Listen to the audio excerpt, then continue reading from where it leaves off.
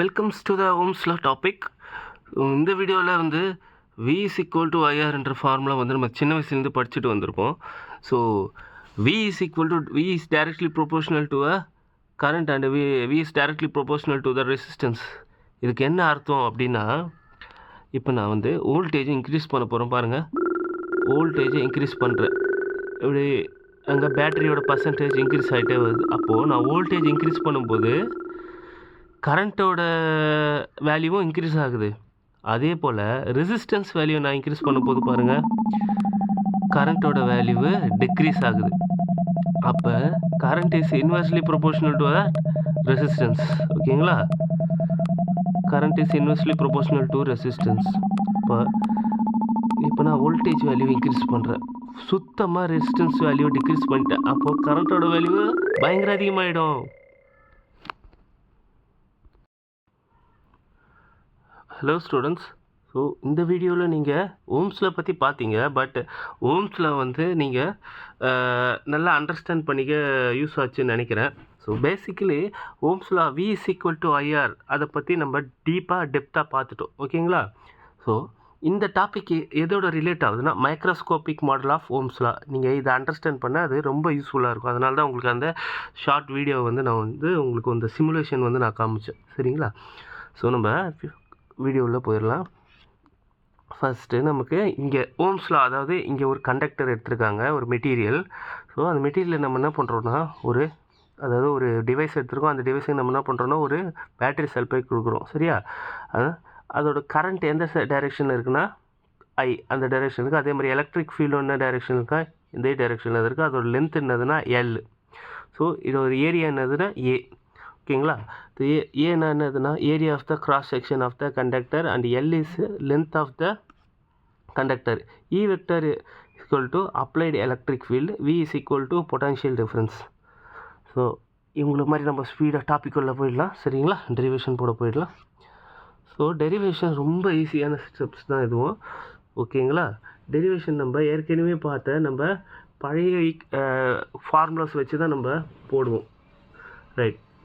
இப்போ நம்ம ஃபஸ்ட் லெசனில் potential difference between two plates அப்படின்னு ஒரு ஈக்குவேஷன் பார்த்துருப்போம். அதே ஈக்குவேஷன் தான் நம்ம இங்கே யூஸ் பண்ண போகிறோம். பொட்டன்ஷியல்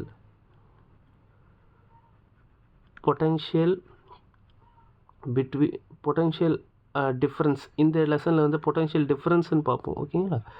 பொட்டன்ஷியல் டிஃப்ரென்ஸ் என்ன ஈக்குவேஷன் அப்படின்னா, V is equal to EDன்னு போட்டிருப்பாங்க, இங்கே ELன்னு அப்ளை பண்ணுவோம். ஓகேங்களா? ஏன்னா லென்த் ஆஃப் த கண்டக்டர்னது என்னங்க L. ஓகேவா? ஸோ ஈயோட வேல்யூ நம்ம எப்படி எழுதலாம் அப்படின்னா V/L அப்படின்னு எழுதலாம். ரைட்டா?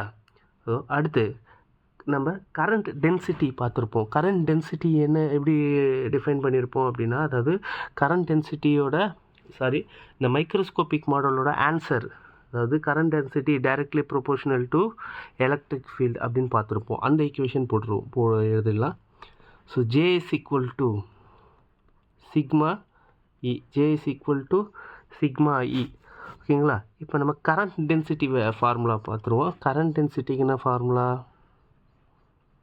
Current density J is equal to I/A, current per unit area அப்படின்னு அர்த்தம். சரிங்களா? இப்போ இந்த ரெண்டு ஈக்குவேஷன் நம்ம என்ன பண்ண போகிறோன்னா ஈக்குவேட் பண்ண போகிறோம். சரியா? சரி. J is equal to sigma ஏ நம்ம எப்படி எழுதிக்கலாம் அப்படின்னா, சிக்மா இன்ட்டு V/L அப்படின்னு எழுதிடலாம். ஓகேவா? அப்போ நம்ம ரெண்டு ஈக்குவேஷனை ஈக்குவேட் பண்ணிடலாம். ஸோ ஈக்குவேட் பண்ணால் என்ன வரும்? Sigma V/L equal to I/A. அப்போ வியை மட்டும் இந்த பக்கம் வச்சுக்கோங்க. பட் எல்லா அதை தவிர எல்லா குவான்டிட்டிஸும் அந்த பக்கம் எடுத்துகிட்டு போயிடுங்க. அப்போ V is equal to L மேலே போயிடும். அப்போ I இன்ட்டு L, சிக்மா கீழே போயிடும். அப்போ சிக்மா இன்ட்டு A. அப்போ நம்ம என்ன பண்ணலான்னா, L/A எங்கேயோ பார்த்த மாதிரி இருக்குது அப்படின்னு யோசிப்பீங்கன்னா பாருங்கள், L/சிக்மா இன்ட்டு ஏ. ஸோ இது என்ன ஈக்குவேஷன் அப்படின்னா ரெசிஸ்டன்ஸோட ஈக்குவேஷன். ஸோ ரெசிஸ்டன்ஸ் வந்து டைரக்ட்லி ப்ரொபோஷனல் டு லென்த்து. இப்போ length of the conductor increase ஆச்சுன்னா ரெசிஸ்டன்ஸ் ஒன்று ஆகும், இன்க்ரீஸ் ஆகும் அப்படின்னு சொல்கிறாங்க. அதே மாதிரி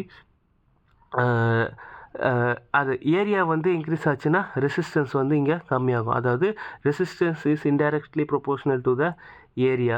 அண்டு இது வந்து கண்டக்டிவிட்டி அப்படின்னு சொல்லுவோம். Conductivity is also indirectly proportional to the resistance. Resistance அதிகமாச்சா கண்டக்ட் ஆகாதுல, கம்மியாகிடும். அதனால தான் resistivity is indirectly proportional to the conductivity. ஓகேங்களா? இப்போ இதுக்கு நம்ம இந்த ஈக்குவேஷனை சப்ஸ்டியூட் பண்ணலாம். இப்போ V is equal to I L by sigma ஏக்கு பதிலாக நம்ம R அப்படின்னு சப்ஸ்டியூட் பண்ணிடலாம். ஓகேங்களா?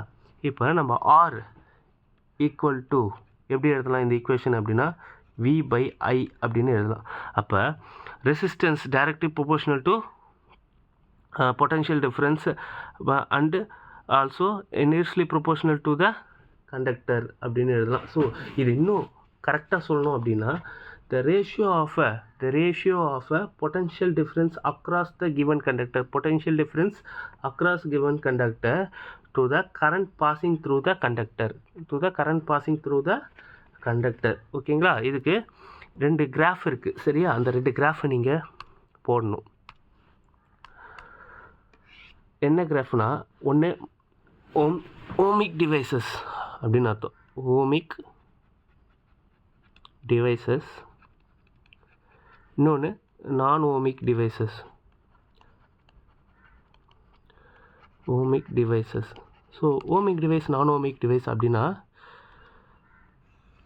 எதெல்லாம் வந்து ஓம்ஸ் லாவை அப்ளை பண்ணுதோ அதெல்லாம் ohmic devices. The devices which obeys Ohm's law அதெல்லாம் வந்து ohmic devices. the devices which does not obeys Ohm's law அதுதான் நான் ஓமிக் டிவைஸ். அதாவது என்ன ஆகுதுன்னா, இப்போ நம்ம பொட்டன்ஷியலும் ரெசிஸ்டன்ஸும் ஒரே மாதிரி இருக்கணும். அதாவது பொட்டன்ஷியலும் கரண்ட்டும் ஒரே லெவலில் இருக்கணும். அதாவது நம்ம எந்த அளவில் கரண்ட்டு கொடுக்குறோமோ அதே அளவில் பொட்டன்ஷியல் இருக்கணும், சரியா? நம்ம கிராஃப் ஒன்று வரைஞ்சோன்னா, இது ரெண்டுத்துக்கும் நம்ம ஒரு கிராஃப் வரைஞ்சோன்னா, இதுக்கு ரெண்டு சைடும் 2 கிராஃப் வரைச்சிக்கோங்க, சரியா? இது கீழே இருக்கிறது V, அதாவது எக்ஸ் ஆக்சிஸ் வந்து நம்ம வின்னு எடுத்துக்கலாம். எக்ஸ் ஆக்சிஸ் வந்து V, ஒய் ஆக்சிஸ் வந்து I. இப்போ நான் கரண்ட்டை வந்து வோல்டேஜ் இன்க்ரீஸ் பண்ணுனா கரண்ட்டும் எப்படி இன்க்ரீஸ் ஆகும்னா சேம் லெவலில் இன்க்ரீஸ் ஆகணும். அப்போ அதோட கிராஃப் எப்படி இருக்கணும், ஸ்ட்ரெயிட் லைனாக வரும். ஓகேங்களா? இப்போ இங்கே நான் ஓமிக் டிவைஸ் நான் பொட்டன்ஷியல் இன்க்ரீஸ் பண்ணுறேன், ஆனால் கரண்ட் எப்படி இன்க்ரீஸ் ஆகுதுன்னா ஸ்லோவாக இன்க்ரீஸ் ஆகுது. அப்போது அதோட கிராஃப் வந்து எப்படி இருக்குன்னா ஒரு கர்வ் ஷேப்பில் வந்து இன்க்ரீஸ் ஆகிருக்கும், சரியா? கர்வ் ஷேப்பில் இன்க்ரீஸ் ஆச்சுன்னா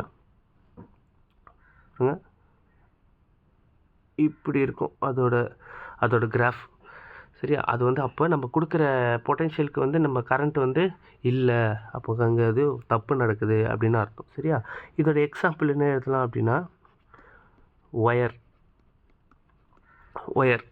ஈஸியான எக்ஸாம்பிள். அதே மாதிரி இதுக்கு எக்ஸாம்பிள் என்ன இருக்கலாம்னா diode. Some kind of lag இருக்கும் டயோடில் எப்பயுமே. நம்ம கொடுக்குற அதாவது ஒரு மேக்ஸிமம் லெவலில் தான் இந்த டயோடு வந்து ப்ராப்பராக வேலை செய்யும். மினிமம் லெவல் ஆஃப் கரண்ட்டில் வந்து பொட்டன்ஷியலும் கரண்ட்டும் வந்து சேமாக இருக்காது, சரியா? மேக்ரோஸ்கோபிக் இந்த கான்செப்ட் உங்களுக்கு புரிஞ்சுதுன்னா ஃப்ரெண்ட்ஸுக்கு ஷேர் பண்ணுங்கள். அதே மாதிரி இந்த டிஸ்கிரிப்ஷனில், அதாவது இந்த பிடிஎஃப் வந்து டிஸ்கிரிப்ஷனில் இருக்குது, டவுன்லோட் பண்ணிவிட்டு நோட்ஸ் எடுத்துக்கலாம். தேங்க்யூ.